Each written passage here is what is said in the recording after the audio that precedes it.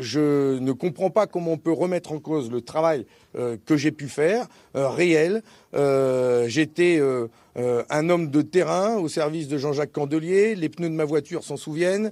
On a mené beaucoup de combats et voilà. Donc j'ai dit ce que j'avais à dire sur cette affaire.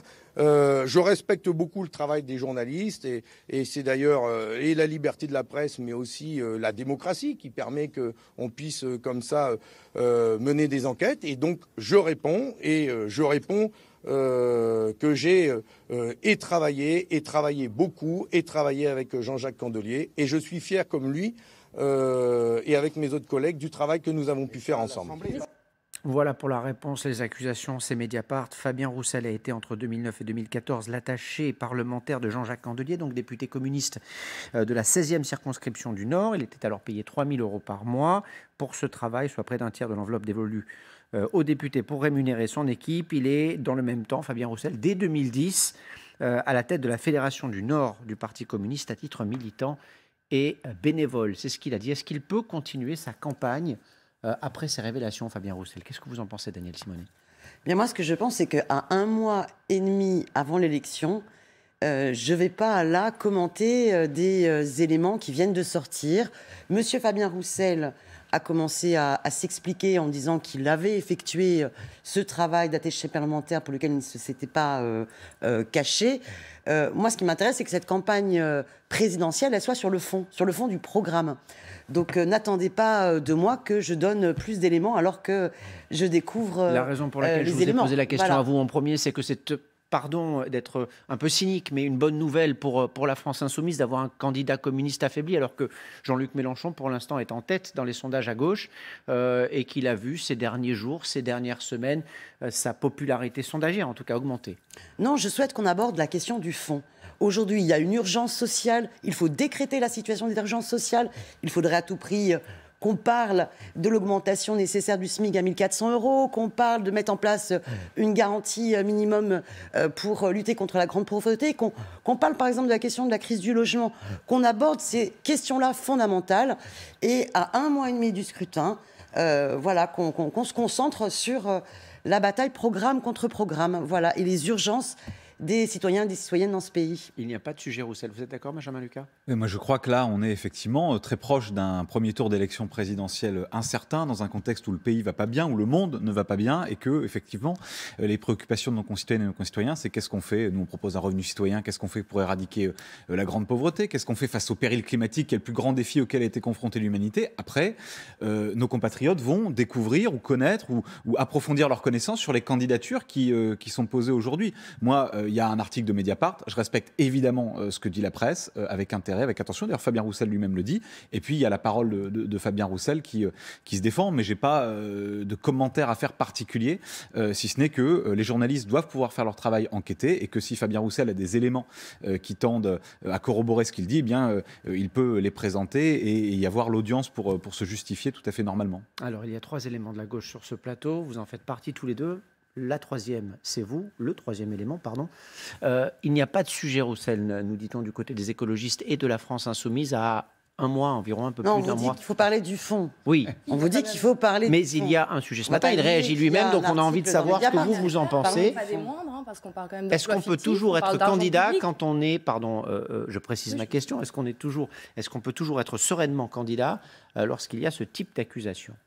Sereinement, évidemment, non. Je pense que la question doit être de savoir, effectivement, s'il y a des preuves de cet emploi, pourquoi il ne les a pas communiquées en amont à Mediapart, qui a dû faire son travail de contradictoire avant de publier l'article. Donc, pour un candidat qui est censé incarner la répartition et la redistribution des richesses, oui, ça pose quand même une vraie question de probité, d'exemplarité. Donc, moi, je ne connais pas les détails de l'affaire, mais je pense que c'est important et qu'en effet, le temps que cette affaire soit éclaircie, il devrait se mettre en retrait, en tout cas fournir au plus rapidement les éléments qui prouveraient sa bonne foi, parce que c'est un élément important. Et je trouve que ça montre une fois de plus que rien n'est joué dans cette élection présidentielle. On avait déjà eu de cas d'affaires qui sortaient comme ça au dernier moment. Ça avait été le cas en 2012, ça avait rejoué les cartes aussi en 2017. Donc nous ne sommes pas à l'abri qu'il y ait encore d'autres affaires qui sortent. Et les Français, oui, ont le droit de savoir s'il y a des éléments.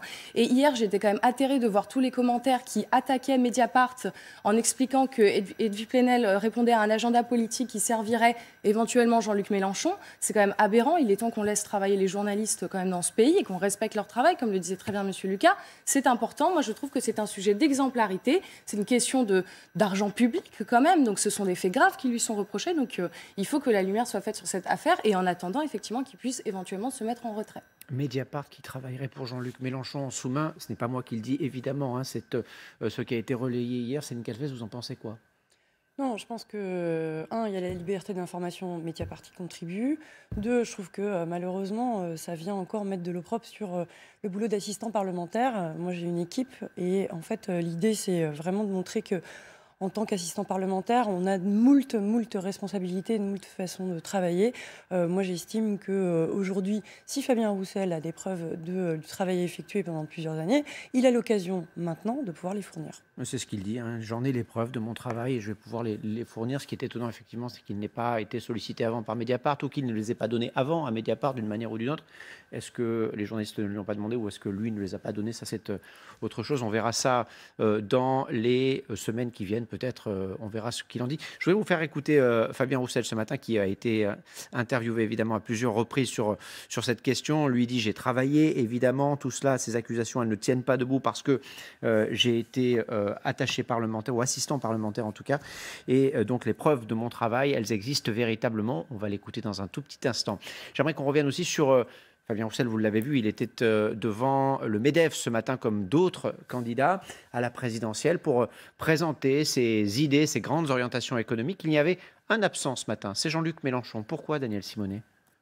J'ai pas la réponse, mais je pense que sur France 2, Jean-Luc Mélenchon a fait un très bon débat avec le responsable du MEDEF, Oui, un débat qui était extrêmement respectueux et dans lequel Jean-Luc Mélenchon, par ailleurs, a bien présenté tout le programme L'Avenir en commun et qui montre que la politique de redistribution des richesses est ce qui permettra justement d'augmenter le carnet de commandes des petites entreprises qui ont des grandes difficultés en ce moment, tandis que une poignée de grosses entreprises du CAC 40 se sont mais vraiment enrichies pendant la crise de manière obscène et portent une lourde responsabilité sur l'aggravation des inégalités et l'augmentation de la pauvreté de l'autre. Mais est-ce qu'il aurait dû y aller malgré tout à ce grand oral organisé par le MEDEF? Tous les autres candidats, principaux candidats, y assistent. Pour ma part, je trouve qu'il a totalement réussi brillamment son grand oral à France 2 et il a exposé de manière Donc en fait, il choisit claire, à qui il veut parler, Jean-Luc Mélenchon, c'est ça. Le programme L'Avenir en commun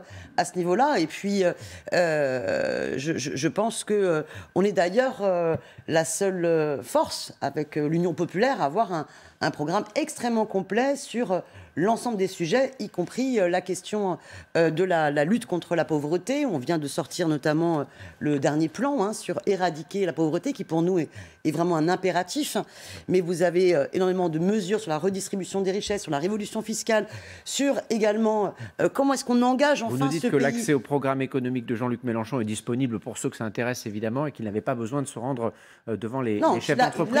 Il a confronté son programme sur France 2 avec le patron du MEDEF. Et par contre, j'aime autant vous dire que l'ensemble des chefs d'entreprise ne sont absolument pas représentés par le MEDEF. Le MEDEF, on sait pertinemment que c'est une organisation patronale qui représente une minorité de chefs d'entreprise qui sont beaucoup plus les entreprises du CAC 40. Ça ne représente pas du tout la diversité de celles et ceux qui créent des collectifs de travail, qui sont attachés à des métiers et pas attachés à augmenter une rente spéculative sur les marchés financiers. Ce qui ressemble plus aux grandes entreprises du CAC 40 qui intéressent le MEDEF. On va revenir sur cette absence. Juste avant, je vous avais promis d'écouter Fabien Roussel qui a réagi donc longuement ce matin aux accusations d'emploi fictif. Voici ce qu'il disait.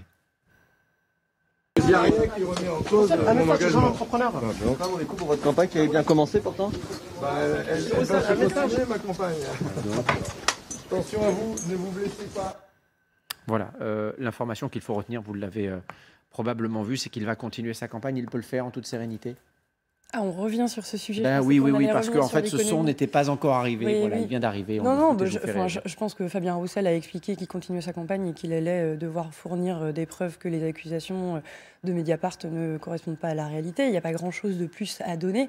Simplement de rappeler la responsabilité en termes de liberté d'information, mais aussi la responsabilité qu'ont tous les dirigeants politiques à pouvoir utiliser les financements publics à bon escient. D'accord, donc tout le monde est d'accord, il peut continuer sa campagne. C'est aux Françaises et aux Français maintenant qu'il appartiendra de juger le 10 avril, qui doit être qualifié au second tour, et à l'issue du second tour, qui doit présider la République. C'est pas à nous, ici, de dire... Vous avez un avis, c'est pour ça que vous êtes là. Voilà, il y a une règle, on en parlera peut-être tout à l'heure, qui est la règle des parrainages. Il y a déjà des règles pour être candidat à l'élection présidentielle. C'est aux communistes, j'allais dire, que cette question est posée, c'est eux que ça regarde, et c'est Fabien Roussel que ça regarde. Moi, c'était pas mon candidat. Je ne défends de toute façon pas sa candidature à la base, donc je vais pas venir ici dire... Mais la question, c'est est-ce que ça peut nuire au débat parce que une partie de la presse va se focaliser là-dessus. Mais ce qui serait bien, par exemple, vous voyez, là, on vit, il y a eu des catastrophes terribles encore liées au dérèglement climatique dans ma région des Hauts-de-France encore ces derniers jours avec deux tempêtes consécutives.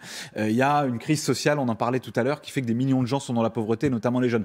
Si on parle de ça dans cette présidentielle, peu importe, j'allais dire, les péripéties des uns et des autres. Et puis il y en a eu pendant 5 ans des péripéties sur beaucoup de candidats à l'élection présidentielle, avec la justice ou pas. Concentrons-nous là sur les réponses qu'on veut donner au pays. Les Françaises et les Français sont grands,